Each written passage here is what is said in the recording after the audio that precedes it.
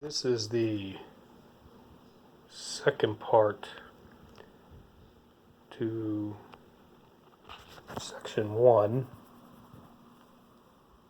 This is the second part to chapter 8, section 1.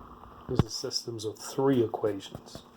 Before I start that, I want to make sure everybody knows that no matter what your system is, 2 or 3 equations, if you solve this is example 7 on page 461.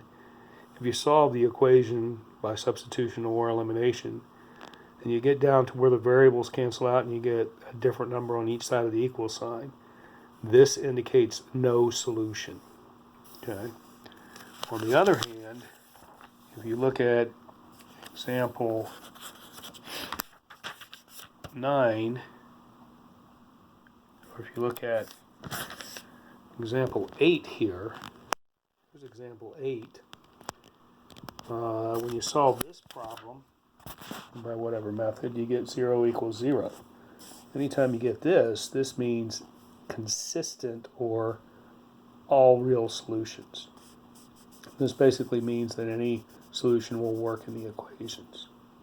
Right, the last part to this is solving a system of 3 equations. You got 3 variables, so you're actually going to solve for an ordered triple. So you're going to solve for x, y, and z.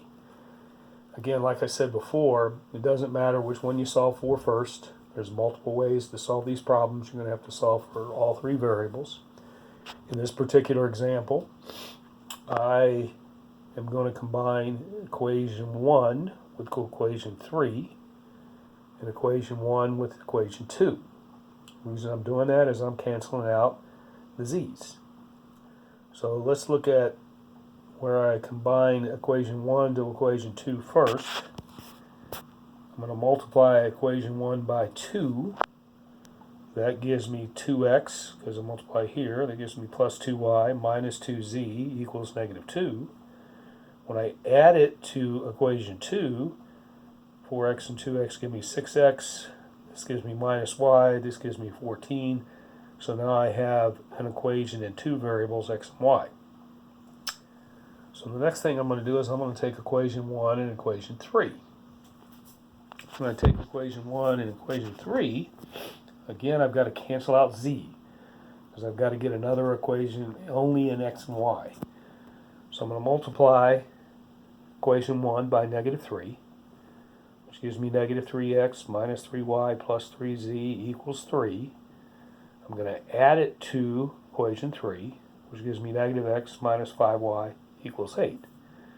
Notice that because I've used combinations to get rid of z, different combinations to get rid of z, I now have 2 equations. 6x minus y equals 14, negative x minus 5y equals 8.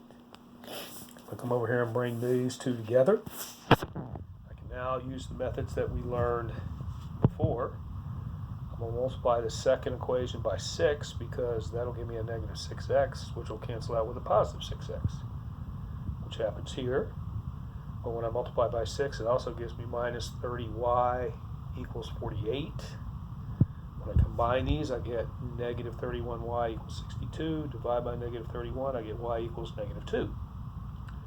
So now what I'm going to do is I'm going to take this negative 2, and I'm going to substitute it into one of the original equations I had, which is 6x minus y equals 14.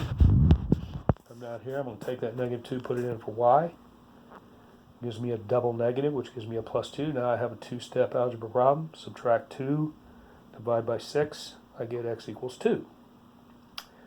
Now I'm going to take this negative 2 for y and 2 for x, and I'm going to substitute it into equation 1 from the original problem. Here's equation 1 from the original problem with 2 in for x, negative 2 in for y.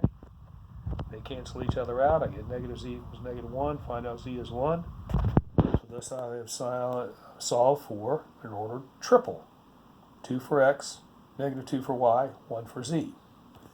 So see, the whole process is to take your system of 3 equations, combine pairs, not the same pairs, but different pairs, till you get a system of 2 equations and 2 variables. And then you solve it normal to get rid of one of the variables. Then you substitute back in. and you get your variables that you're looking for.